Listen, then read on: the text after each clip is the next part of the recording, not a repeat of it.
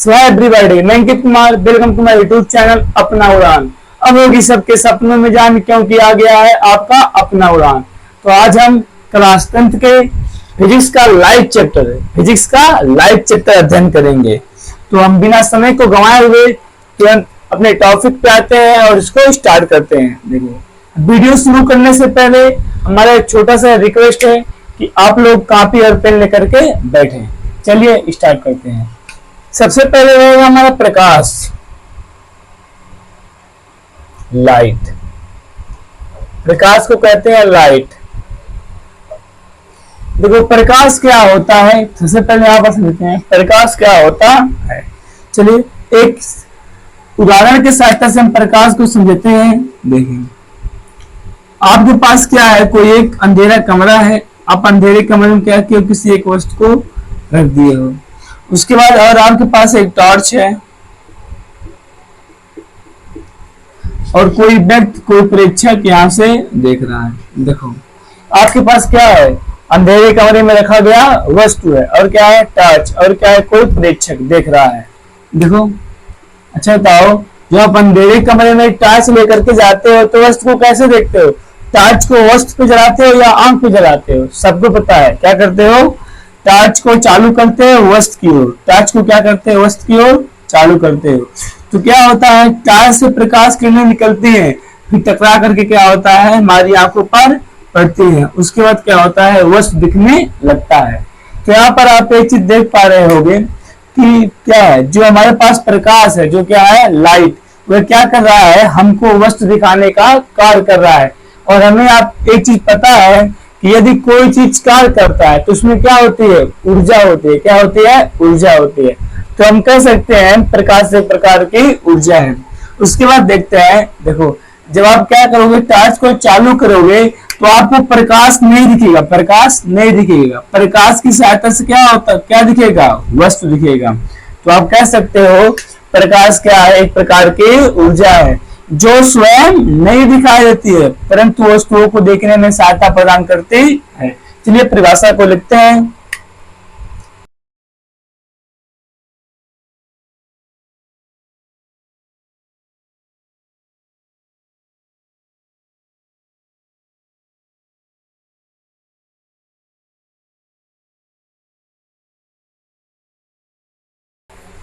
देखो यहाँ पर हमने क्या किया, परिभाषा को लिखा। क्या लिखा है, लिखा गया है प्रकाश एक प्रकार की ऊर्जा है जो स्वयं नहीं दिखाई देता है, जो स्वयं नहीं दिखाई देता है परंतु वस्तु को देखने में सहायता प्रदान करता है। तो आप परिभाषा लिख सकते हैं, प्रकाश एक प्रकार की ऊर्जा है जो स्वयं नहीं दिखाई देता है परंतु वस्तु को देखने में सहायता प्रदान करता है। देखिए इसके बाद होता है प्रकाश का गुण। क्या होता है, प्रकाश का गुण। प्रकाश का गुण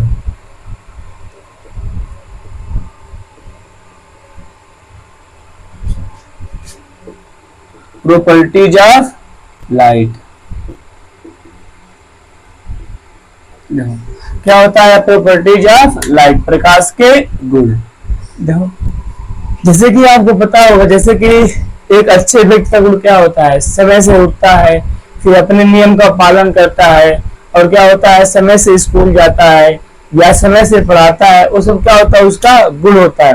इसी प्रकार से क्या होता है, प्रकाश का भी गुण होता है। प्रकाश के क्या होती है, कुछ गुण होते हैं। देखो अगर हम बात करें सबसे पहले गुण की, तो क्या होता है, जो प्रकाश होता है, अगर नंबर 1 गुण हम करें, प्रकाश सरल रेखा में गमन करता है। सरल रेखा में गमन करता है। इसका मतलब क्या, इसका मतलब है प्रकाश एक सीधी रेखा में चलता है। देखो इसको आपको समझावे दे रहा हूं, ऐसा क्यों। आपके पास कोई एक क्या लकड़ी का गुटका है, एक लकड़ी का गुटका यहाँ पर है और यहाँ पर एक कोई छोटा बालक है जिसका नाम चिंटू है। एक कौन है, चिंटू। तो यहाँ पर देखो, और लकड़ी के इस गुटके की ओर एक मोमबत्ती रखा गया है जो क्या है, जो जल रहा है। देखो मान लो एक होल यहाँ पर है और एक होल कहां पर है, यहाँ पर है। तो अच्छा, जब चिंटू देखेगा तो क्या होगा, उसको मोमबत्ती दिखाई देगा? नहीं दिखाई देगा। परंतु मान लो एक होल यहाँ पर हो और एक होल यहाँ पर हो, यानी कि दोनों क्या हो, सामने होल हो, तब क्या होगा, यदि चिंटू देखेगा तो क्या होगा, उसको मोमबत्ती दिखाई देगा। क्योंकि देखो हम जानते हैं क्या होता है, प्रकाश एक सीधी रेखा में चलता है। यदि प्रकाश सीधी रेखा में नहीं चलता तो क्या होता है, तिरछा चलता तो क्या होता है, ऐसे ऐसे प्रकाश आता है, ऐसे मुड़कर के हमारी आंखों पर जाता है। परंतु ऐसा नहीं होता है। इस प्रयोग से हम देख सकते हैं क्या होता है, प्रकाश सीधी रेखा में चलता है। उसके बाद देखते हैं दूसरा गुण। दूसरा गुण आप लिख सकते हो, जो प्रकाश का निर्वात में चाल होता है, प्रकाश का निर्वात में चाल, निर्वात में चाल कितना होता है, प्रकाश का निर्वात में चाल 3 × 10⁸ मीटर प्रति सेकंड। इसी को कहते हैं, अथवा करके लिख सकते हो 3 लाख किलोमीटर प्रति सेकंड। देखो इसका मतलब क्या, इसका मतलब होता है कि जो प्रकाश होता है एक सेकंड में, कितना, एक सेकंड में 3 लाख किलोमीटर की दूरी तय कर सकता है। फिर देखते हैं तीसरा गुण। तीसरा गुण क्या है, प्रकाश जो होता है, प्रकाश का ऊष्मीय प्रभाव होता है। क्या होता है, ऊष्मीय प्रभाव होता है। देखो ऊष्मीय प्रभाव का मतलब समझो यहाँ पर, जैसे कि मान लो आप घर से बाहर निकले, इसमें धूप बहुत ज्यादा हो रहा है, आप क्या करें, किसी एक लोहे के चद्दर को धूप में रख दो, तो क्या होता है, सूर्य के प्रकाश के कारण चद्दर क्या हो जाता है, गर्म हो जाता है। यानी कि देखो क्या कर रहा है, जो प्रकाश है इसको गर्म कर रहा है, क्या क्या कर रहा है, गर्म कर रहा है। गर्म किसके कारण होता है, ऊष्मीय प्रभाव के कारण। तो हम कह सकते हैं क्या होता है, प्रकाश का ऊष्मीय प्रभाव होता है। फिर देखो चौथी बात, प्रकाश एक प्रकार का विद्युत चुंबकीय तरंग है। प्रकाश एक प्रकार का विद्युत चुंबकीय तरंग है, चुंबकीय तरंग है। यहाँ पर देखो प्रकाश एक प्रकार का विद्युत चुंबकीय तरंग, इसका मतलब क्या होता है, देखो ध्यान से समझना। देखो सबसे पहले हम बता दे रहा हूं आपको, चुंबकीय तरंग होता क्या है, विद्युत चुंबकीय तरंग होता क्या है, ध्यान से समझना। जो तरंगे होती है, कुछ ऐसी तरंगे होती हैं जिनके चलने के लिए माध्यम की आवश्यकता होती है, उसे हम कहते हैं यांत्रिक तरंगे। और कुछ ऐसी तरंगे होती है जिसे चलने के लिए माध्यम की आवश्यकता नहीं होती है। तो यहाँ पर देखो प्रकाश को विद्युत चुंबकीय तरंग क्यों कहा गया, यहाँ पर समझो। देखो सबसे पहले हमारे पास क्या है, सूर्य है, ये आपका सूर्य है और ये पृथ्वी है। हमें पता है कि पृथ्वी से कुछ दूर तक क्या है, वायु है, वायुमंडल है। उसके बाद क्या है, निर्वात है। तो यहाँ पर आप एक चीज देखो, क्या होता है, जो प्रकाश किरण होता है निर्वात में गमन करता है। क्या होता है, निर्वात में गमन करता है। उसके बाद फिर वायुमंडल में हलता है, फिर कहाँ पर आता है, पृथ्वी पर आता है। कि ऐसा होता है कि प्रकाश के निर्वात में नहीं गमन करता है। यदि प्रकाश किरण निर्वात में गमन नहीं करता तो धरती तक पहुंचना नहीं करता, क्योंकि हम लोग को पता है कि पृथ्वी से कुछ ही दूरी तक क्या है, वायु, उसके बाद क्या है, निर्वात है। तो हम यहाँ पर देख पा रहे हैं कि क्या है, जो प्रकाश है उसे चलने के लिए माध्यम की आवश्यकता नहीं है। इसलिए हम कह सकते हैं प्रकाश एक प्रकार का विद्युत चुंबकीय तरंग है। तो आप लोग यहाँ से कह सकते हो प्रकाश एक प्रकार का विद्युत चुंबकीय तरंग इसलिए है क्योंकि उसे चलने के लिए माध्यम की आवश्यकता नहीं पड़ती है। फिर हम बात करें पांचवें गुण का। देखो जो प्रकाश का तरंग दैर्घ्य होता है, प्रकाश का तरंग दैर्घ्य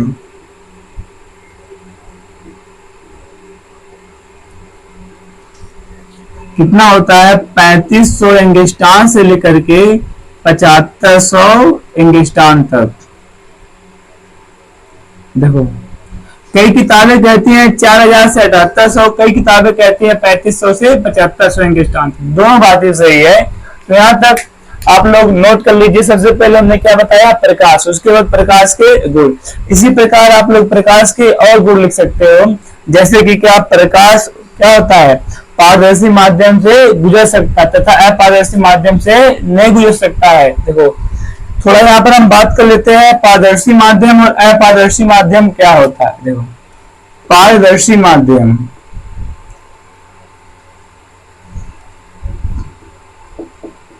पारदर्शी माध्यम क्या होता है, जिसके हम आर पार देख सकें, जिसके हम आर पार देख सकते हैं। जैसे कि क्या होता है आपका शीशा, हम लोग शीशे के आर पार देख सकते हैं। जैसे क्या जल होता है, जल में भी क्या कर सकते हैं, आर पार देख सकते हैं। ये सब क्या है, पारदर्शी माध्यम। उसके बाद क्या होता है, अपारदर्शी माध्यम। ये क्या होता है, जिसके आर पार हम देख ना सकें। जैसे कि देखो बोर्ड, बोर्ड आप देख पा रहे हो ना, बोर्ड के उस पार हम नहीं देख सकते हैं, तो बोर्ड क्या है, हमारा अपारदर्शी माध्यम है। तो आप लोग इतना स्क्रीनशॉट मार लीजिए, इसके बाद लिखते हैं।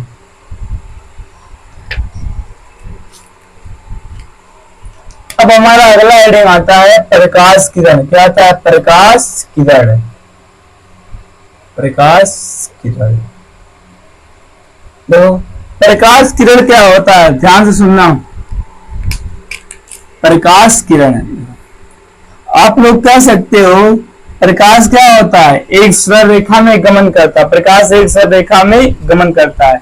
तो एक बात ध्यान देना, प्रकाश जिस सरल रेखा के अंदिश, ध्यान से सुनो, प्रकाश जिस सरल रेखा के अंदिश गमन करता है उसके पथ को क्या कहते हैं, प्रकाश किरण कहते हैं। तो यहाँ पर लिख दे रहा हूं,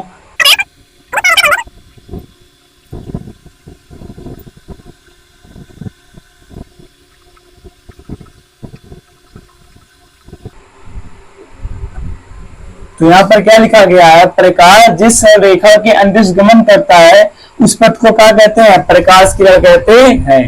देखिए इसके बाद क्या आता है, इसके बाद अगला हेडिंग आपका है किरण पुंज। क्या है, किरण पुंज, किरण पुंज। देखो पुंज का मतलब होता है समूह। क्या होता है, समूह।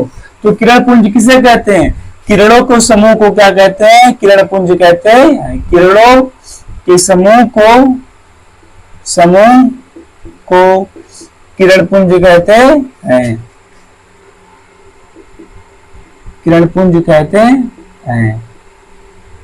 देखो जो किरण पुंज होते हैं ये हमारे 3 प्रकार के, कितने प्रकार के होते हैं, 3 प्रकार के। नंबर 1 होता है अभिसारी किरण पुंज। क्या होता है, अभिसारी किरण पुंज, अभिसारी किरण पुंज, किरण पुंज। देखो अभिसारी किरण पुंज क्या होता है, यहाँ पर आप याद रख सकते हैं, अभी का मतलब होता है आना और आपका मतलब क्या होता है, जाना। देखो जब प्रकाश किरण क्या होता है, जब प्रकाश किरण किसी बिंदु पर आती है, किसी बिंदु पर आती है अथवा आती हुई प्रतीत होती है। ध्यान सुनो, जब प्रकाश किरण किसी बिंदु पर आती है अथवा आती हुई प्रतीत होती है तो उसे क्या कहते हैं, अभिसारी। क्या कहते हैं, अभिसारी किरण पुंज। देखो तो ये क्या हो गया आपका, अभिसारी किरण पुंज। आप यहाँ पर देख पा रहे हो, ये आपके पास एक कोई पॉइंट है, यहाँ पर क्या हो रहा है, प्रकाश किरण आ रही है अथवा आती हुई प्रतीत हो रही है, तो इसे आप क्या कहोगे, अभिसारी किरण पुंज। इसी का उल्टा होता है अपसारी किरण पुंज। क्या होता है, अपसारी किरण पुंज। देखो ये क्या होता है, अपसारी। यहाँ पर आप याद कर सकते हो, अब का मतलब जाना। देखो जब प्रकाश किरणें किसी बिंदु से क्या होती हैं, जाती हैं अथवा जाती हुई प्रतीत होती हैं। यहाँ पर आप टी का डायरेक्शन देख सकते हो, क्या कर रही हैं, जा रही हैं, और यहाँ पर क्या है, आ रही हैं। देखो जब प्रकाश किरण किसी बिंदु से जाती हैं अथवा जाती हुई प्रतीत होती है तो उसे क्या कहते हैं, अपसारी किरण पुंज। फिर तीसरा मान आता है समांतर किरण पुंज। क्या आता है, समांतर किरण पुंज। देखो ये क्या होता है, जब प्रकाश किरणें एक दूसरे के क्या करती हैं, समांतर गमन करती हैं, तो इसे क्या कहते हैं, समांतर किरण पुंज कहते हैं। अब सारी क्या होता है, जब प्रकाश किरण किसी बिंदु पर आती है अथवा आती हुई प्रतीत होती है तो उसे क्या कहते हैं, अभिसारी किरण पुंज। अपसारी क्या होता है, जब प्रकाश किरण किसी बिंदु से जाती है अथवा जाती हुई प्रतीत होती है उसे क्या कहते हैं, अपसारी किरण पुंज। उसके बाद क्या आता है, समांतर किरण पुंज। जब प्रकाश किरण एक दूसरे के समांतर गत करती हैं तो उसे क्या कहते हैं, समांतर किरण पुंज। इसे आप लिख लीजिए और नोट कर लीजिए। देखिए फिर इसके बाद हमारा हेडिंग आता है, हेडिंग है दीप्त वस्तु और अदीप्त वस्तु। दीप्त वस्तु, देखो दीप्त वस्तु क्या होता है, ध्यान से सुनना, इसे कहते हैं लुमिनस ऑब्जेक्ट। देखो कुछ ब्रह्मांड में कुछ ऐसी वस्तुएं हैं जिनका स्वयं का प्रकाश है और कुछ ऐसी भी वस्तुएं हैं जो दूसरे के प्रकाश से क्या होती हैं, प्रकाशित होती हैं। ध्यान से सुनना, जिनका स्वयं का प्रकाश क्या होता है, जिनका स्वयं का प्रकाश होता है, जिसका स्वयं का प्रकाश होता है, प्रकाश होता है, उसे क्या कहते हैं, दीप्त वस्तु कहते हैं। क्या कहते हैं, दीप्त वस्तु कहलाती है, दीप्त वस्तु कहलाती है, कहलाती है। जैसे कि आप कह सकते हो एग्जाम्पल में, जैसे देखो एग्जाम्पल आपका हो जाएगा तारा, जुगनू,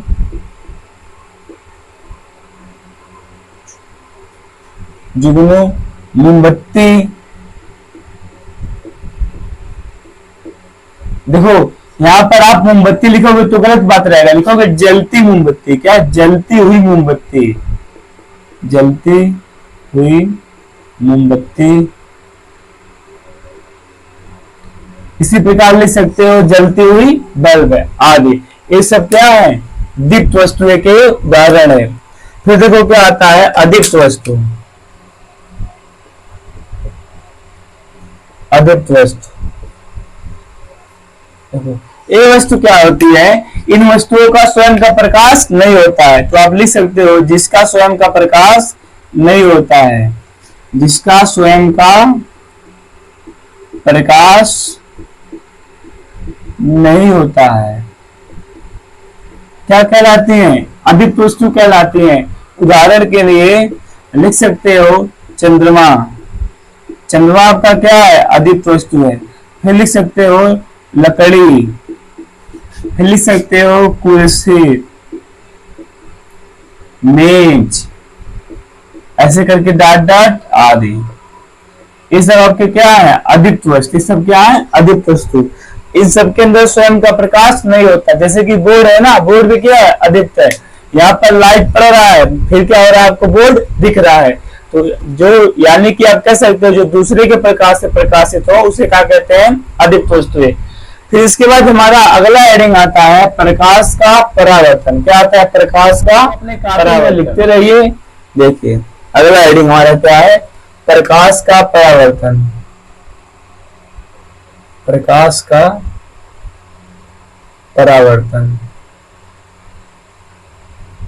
परावर्तन इसे कहते हैं इंग्लिश में reflection of light, reflection of light. प्रकाश का परावर्तन, ध्यान समझना। परावर्तन शब्द का मतलब होता है लौटना। क्या होता है, लौटना। और इसका और प्रकाश मतलब प्रकाश, यानी कि प्रकाश को वापस लौटना। किसको, प्रकाश को वापस लौटना। क्या होगा प्रकाश का परावर्तन। देखो एक किस प्रकार से होगा, जैसे कि देखो यदि आपके पास कोई एक शीशा है, क्या कोई एक शीशा है, जब आप क्या करते हो शीशा है उस पर क्या करते हो, टार्च को जलाते हो तो क्या होता है, टार्च से प्रकाश टकरा करके वापस लौट जाता है। तो आप इसे क्या कहोगे कि प्रकाश का परावर्तन हो गया। क्या हो गया, प्रकाश का परावर्तन हो गया। तो उसी हम यहाँ पर प्रकाश के परिवर्तन की परिभाषा लिखेंगे। देखो ध्यान से, प्रकाश का परिवर्तन होता क्या है, देखो यहाँ पर जैसे कि लिखा गया है, जब प्रकाश किरण किसी चिकनी सतह अथवा पॉलिश की गई सतह पर पड़ती है, देखो चिकना रहे अथवा पॉलिश किया गया सतह रहे तो उसी माध्यम में वापस लौट जाते, तो उसी माध्यम में वापस लौट जाती है। इसी घटना को प्रकाश का परिवर्तन कहते हैं। जैसे देखो, जब प्रकाश किरणें किसी चिकनी अथवा पॉलिश की गई सतह पर पड़ती है तो उसी माध्यम में वापस लौट जाती है। इस घटना को प्रकाश का परिवर्तन कहते हैं। देखो, यदि आपके पास कोई एक दर्पण है, ये हमारे पास क्या है, समतल दर्पण है। समतल दर्पण क्या होता है, जिसमें आप लोग अपना घर पर चेहरा देखते हो, समतल दर्पण है। देखो, यदि कोई प्रकाश किरण इस पे आएगा तो क्या होगा, टकरा करके वापस लौट जाएगा। ध्यान सुनना, जो प्रकाश किरण आता है इसे कहते हैं आपतित किरण। क्या कहते हैं, आपतित किरण। आप लोग अपनी कॉपी में लिखते रहिए, मैं जैसे बोलता हूं वैसे लिखते रहो। देखो, जो प्रकाश किरण दर्पण पर आता है उसे क्या कहते हैं, आपतित किरण। उसके बाद जो टकरा के वापस लौटता है इसे कहते हैं परावर्तित किरण। क्या कहते हैं, परावर्तित किरण, यानी कि परावर्तित हो गया है। उसके बाद देखो, आप क्या करो, दर्पण पे 90 डिग्री की रेखा खींच दो। दर्पण पे 90 डिग्री की कोई लंब अथवा रेखा खींच दो, तो इसे क्या आप कहोगे, अभिलंब। ये क्या है, अभिलंब है। देखो, आप देख पा रहे हो, जो आपतित किरण है और अभिलंब है, इनके मध्य कोण बन रहा है। क्या बन रहा है, कोण। इसे कहते हैं आपतन कोण। लिखते हैं कोण आई से, यानी कि इंसिडेंट एंगल। हिंदी में क्या कहेंगे, आपतन कोण। आपतन कोण। इसी प्रकार जो अभिलंब है और परिवर्तित किरण है, इसके भी मध्य कोण बन रहा है, जिसे कहते हैं परिवर्तन कोण, परावर्तन कोण। उसके बाद हमारा अगला पॉइंट आता है, आपतित किरण और परावर्तित किरण और अभिलंब जिस बिंदु पे तीनों लोग मिलते हैं उस बिंदु का नाम होता है आपतन बिंदु। क्या नाम होता है, आपतन बिंदु। तो यहां पर आप समझ सकते हैं, ध्यान से देखना, जो प्रकाश के दर्पण पर आती है उसे क्या कहते हैं, आपतित किरण। जो टकरा करके वापस लौटती इसे क्या कहते हैं, परावर्तित किरण। देखो, दर्पण पे 90 डिग्री डाला गया लंब क्या कहलाता है, अभिलंब।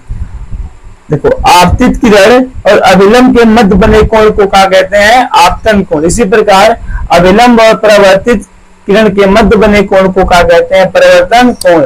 फिर अगला आता है आपतन बिंदु। आपतन बिंदु क्या होता है, आपतित किरण और परावर्तित किरण और अभिलंब जिस बिंदु पे मिलती हैं उस बिंदु को क्या कहते हैं, आपतन बिंदु कहते हैं। फिर इसके बाद हमारा अगला हेडिंग आएगा परावर्तन के नियम। परावर्तन के नियम।